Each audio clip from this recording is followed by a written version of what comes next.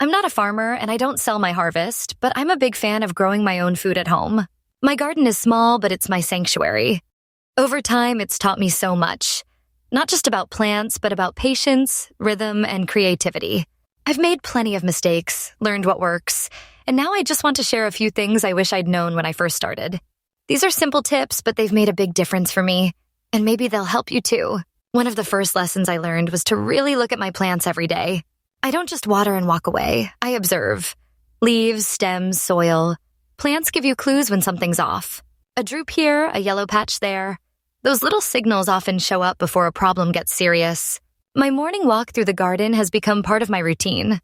Before I start tutoring math in the afternoon, I check in with my plants like I would with old friends. Soil is everything. I always start with a good mix. 1 part garden soil, 1 part goat manure, and 1 part burnt rice husks. That combo makes the soil loose, breathable, and full of nutrients. When I used to plant directly in compacted soil, things just didn't grow well. But once I switched to this mix, my tomatoes, greens, and even root vegetables started thriving. Now, if I see poor drainage or struggling roots, I know the soil needs adjusting. Watering, especially during the rainy season, can get tricky, especially with tomatoes.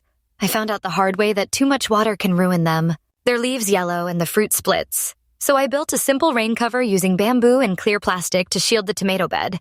It wasn't fancy, but it worked. These days, I water in the morning only when the top layer of soil feels dry about a finger's depth in. It's made a big difference in plant health. One of my favorite ways to make the most of my space is companion planting. I often plant spinach and pak choi beneath my tomatoes, and herbs like basil or lavender around the edges. Not only does it save space, but it also helps control pests naturally and brings in pollinators. It's a little ecosystem in one bed, and it feels like everything works together. Speaking of pests, they're part of the deal. But I try to stay organic. One trick I love is using onion peel spray. I just soak onion skins in water overnight, then spray the liquid on my plants in the evening.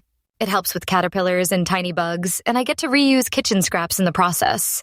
I also plant marigolds nearby to repel pests and keep things colorful.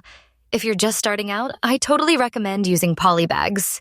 That's what I did in the beginning. They're cheap, easy to move, and great for trial runs with ginger, spinach, or even beans.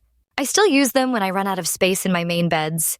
And honestly, don't stress about making your garden look perfect.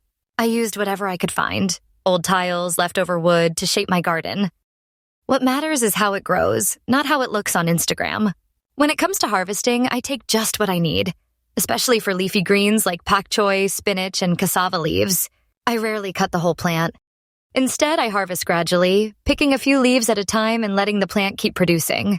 That way, I always have something fresh to pick, and the plants stay productive longer. Planning ahead is also huge. Before I even put seeds in the ground, I think about how each plant will grow. Will it need support? Will it block the sun from something smaller nearby? That kind of foresight helps avoid crowding and makes sure every plant gets what it needs. And I always rotate crops after a harvest. If I grow tomatoes in one bed, I'll follow up with greens or legumes next time. It keeps the soil healthy and pests confused.